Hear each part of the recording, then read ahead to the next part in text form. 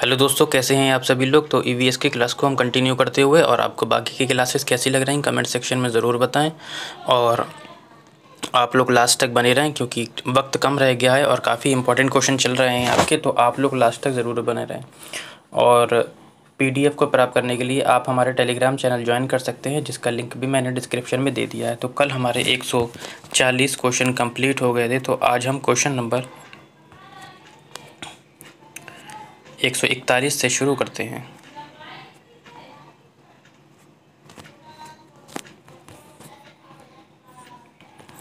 तो बढ़ते हैं 141 की ओर। और यहाँ क्वेश्चन कहता है कि हमारा रजनी अपनी कक्षा में शिक्षार्थी को एक्वेरियम यानी कि जिसे हम हिंदी में मछली घर बोलते हैं दिखाते हुए हवा वाले पंप का लाभ बताती है कि ये पंप, तो जो एक्वेरियम होता है तो उसके अंदर जो एक पंप लगा होता है तो उसका वो क्या बताती है, लाभ बताती है कि पंप, उसके बारे में 4 ऑप्शन दिए गए हैं। आपको बताना है कि रजनी उसका लाभ क्या क्या बता सकती है। ठीक है, कहता है कि एक्वेरियम के पानी को साफ रखता है, पानी में ऑक्सीजन घोलने का काम करता है, इससे निकलने वाले हवा के बुलबुलों के साथ मछलियां खेलती हैं या इससे निकलने वाले हवा के बुलबुले प्रकाश में चमकते हैं। ठीक है, तो एक्वेरियम जिसे हम मछली का घर बोलते हैं में हवा वाले पंप से पानी में ऑक्सीजन घोलने का कार्य किया जाता है। ठीक है, ना कि प्रकाश चमकने के लिए, ना ही बुलबुलों के साथ मछली का खेलने के लिए और ना ही पानी को साफ रखने के लिए। ठीक है, और इस घुलित ऑक्सीजन का उपयोग मछलियां अपनी श्वसन क्रिया के दौरान करती हैं। ठीक है, यानी कि ऑप्शन नंबर हो जाएगा आपका पानी में ऑक्सीजन घोलने का काम करता है, ऑप्शन नंबर 2 हो जाएगा। ना ही पानी को साफ़ करने के लिए, पानी साफ़ तो वैसे ही होता है, वो बुलबुले होते हैं लेकिन बुलबुले के साथ मछलियाँ खेलती नहीं हैं। बुलबुले होते हैं लेकिन प्रकाश के चमकने के लिए नहीं होते हैं। ठीक है, तो आज के 141 का क्वेश्चन का आंसर हो गया 2। आगे बढ़ते हैं क्वेश्चन नंबर हम 142 की ओर। और क्वेश्चन नंबर 142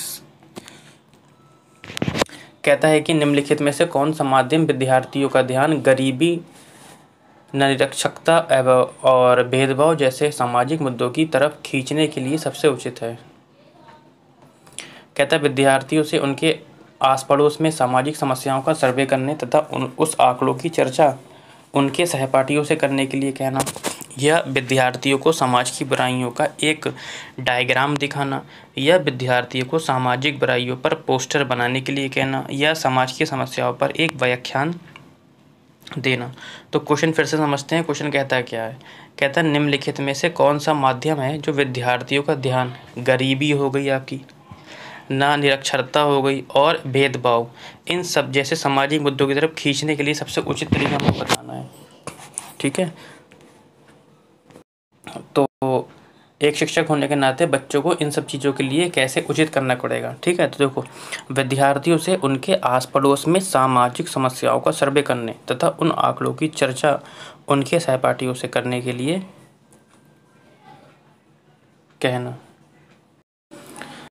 निरक्षरता और भेदभाव जैसे सामाजिक मुद्दों की तरफ खींचने के लिए सबसे उचित है कि एक सर्वे विद्यालय की खोज करने तथा सीखने का एक प्रवासी अवसर प्रदान करना। अच्छा, ऐसा क्यों? जब बच्चों को आप इस खोज में लगाएंगे तो बच्चा क्या होगा, खुद से अवलोकन कर कर सीखेगा, यानी कि वो बच्चा उस काम में खुद एक्टिव रहेगा।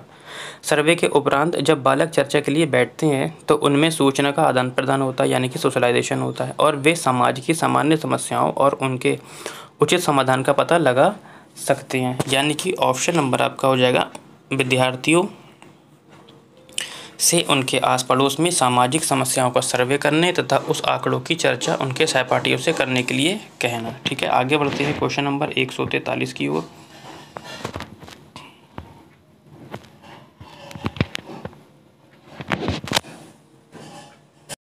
क्वेश्चन कहता है कि निम्न में से कौन सा प्राथमिक स्तर पर पर्यावरण अध्ययन के पाठ्यक्रम से मेल खाता है। कहता है कि प्राथमिक स्तर पर जो पर्यावरण अध्ययन के पाठ्यक्रम में इन चारों ऑप्शन में से कौन सा एक मेल खाता है। ठीक है, ऑप्शन कहता है कि इसे विद्यार्थियों को इस योग्य बनाना चाहिए कि वे पर्यावरण को एक सेवा और उत्पाद प्रदान करने वाले स्रोत के रूप में देखा जा सके। या आगे कहता है इसे ऐसा ज्ञान और कौशल प्राप्त करने पर बल देना चाहिए जो विद्यार्थियों की व्यावसायिक रूप से शक्तिशाली बनने में सहायता करे। या तीसरा ऑप्शन कहता है कि ये पर्यावरणीय सेवाओं और उत्पादों की चिंता करने में सक्षम होना चाहिए। या 4 ऑप्शन कहता है कि इसे विद्यार्थियों को पर्यावरण संसाधनों का उपयोग करके प्रयोग होने वाले नए उत्पादों की खोज करने के लिए प्रेरित करना चाहिए।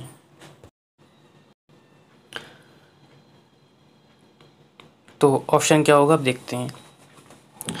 तो प्राथमिक स्तर पर पर्यावरण अध्ययन का पाठ्यक्रम कैसा होना चाहिए? तो ऐसा होना चाहिए जो विद्यार्थियों में भौतिक और सामाजिक वातावरण के प्रति जागरूकता का विकास करे और उसके प्रति चिंता पैदा करें। इससे होता क्या है, इसे विद्यार्थियों से इस भावना का विकास करना चाहिए कि पर्यावरण सभी जीवों के लिए है और इसे संसार के सभी जीवों के बीच ईमानदारी से साझा करना चाहिए।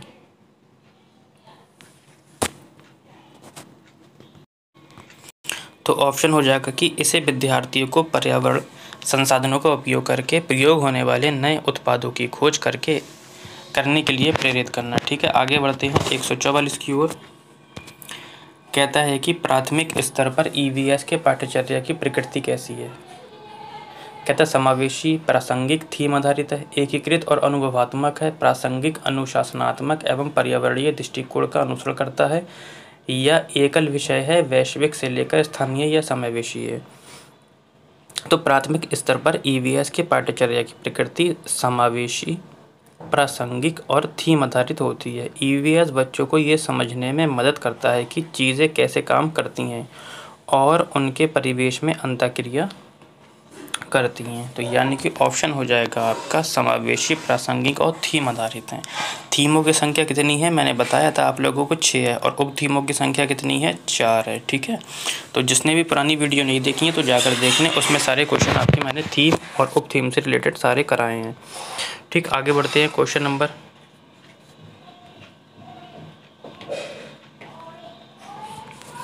कहता है एक ईवीएस शिक्षिका को गतिविधि आयोजित करने के लिए समूह बनाने के लिए निम्न मानदंडों को ध्यान में रखना चाहिए।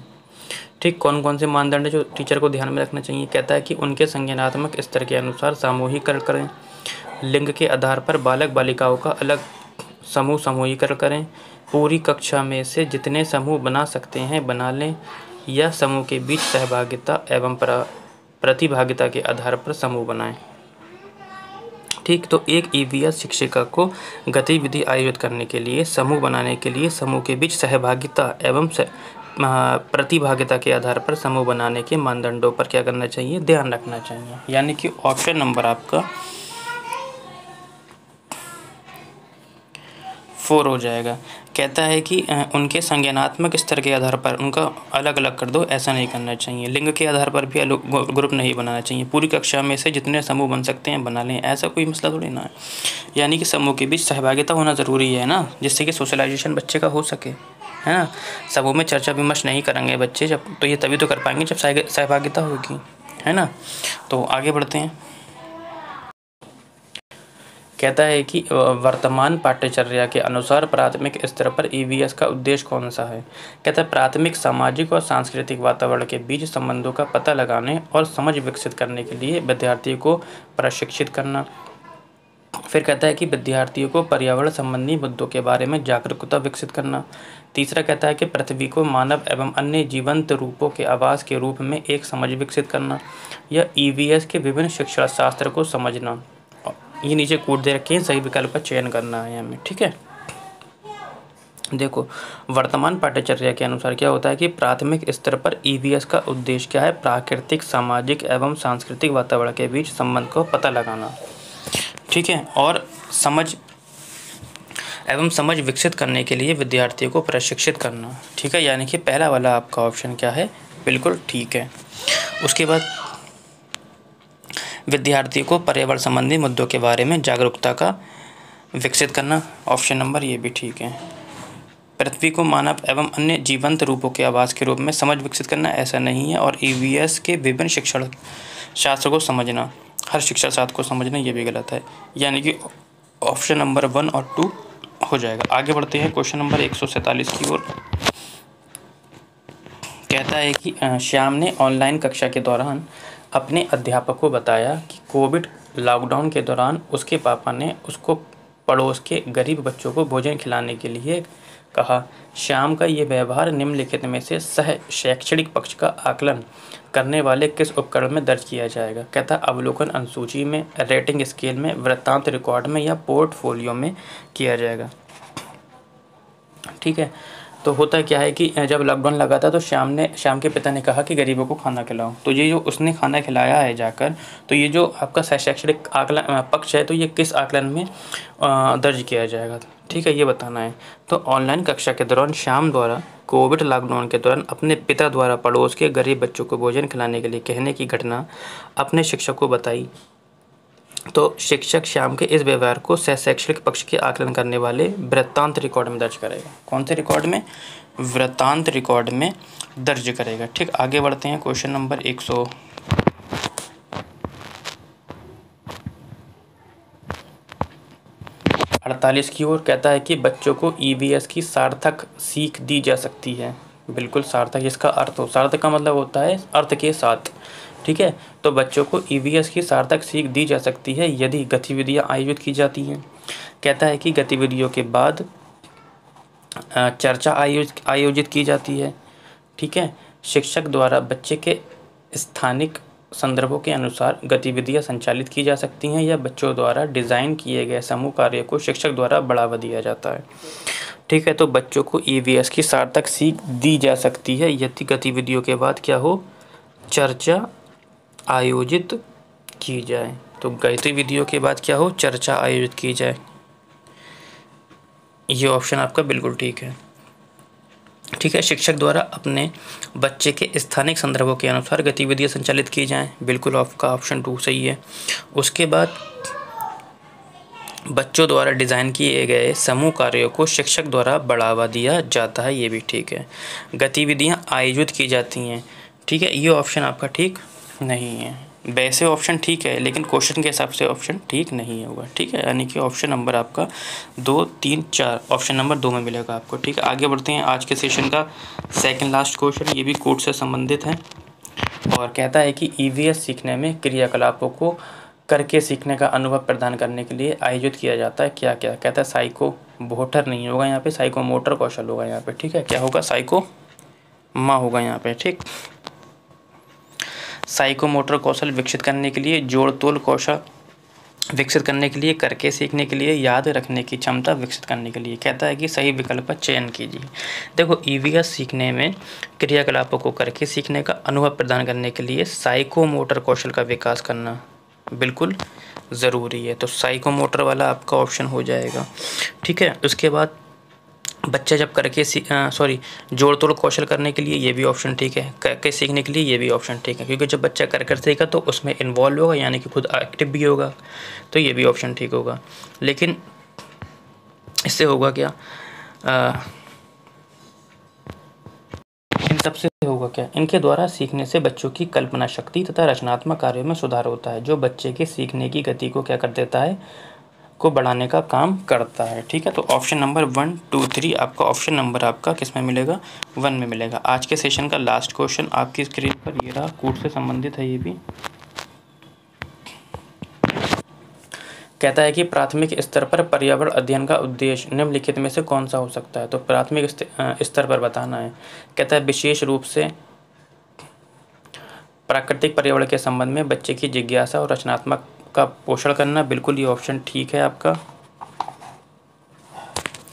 जिज्ञासा का करना। ठीक है, कहता है कि पर्यावरण के मुद्दों के बारे में जागरूकता विकसित करना। बिल्कुल ये भी ठीक है आपका ऑप्शन। बच्चों को खोजपूर्ण और व्यवहारिक गतिविधियों में शामिल करना। बिल्कुल, जब बच्चों को खोजपूर्ण यानी कि खोज में लगाओगे तो बच्चा एक्टिव होगा, खुद कर सीखेगा। कहता बच्चे को ज्ञान को एक निश्चित निकाय के प्राप्तकर्ता के रूप में देखना। तो एक निश्चित निकाय के प्राप्तकर्ता के रूप में नहीं देखना है आपको। ठीक है, तो यानी कि ऑप्शन नंबर 1, 2, 3 किस में है? तो 1, 2, 3 इसमें नहीं है, 1, 2, 3 इसमें भी नहीं है। तो 1, 2, 3 यहाँ पर होगा आपका। यहाँ पर एक डंडा होगा या एक यहाँ पर डंडा होगा, थोड़ी मिस प्रिंट है यहाँ पे। ठीक है, ऑप्शन नंबर हो जाएगा आपका 2। तो आज के लिए इतना ही।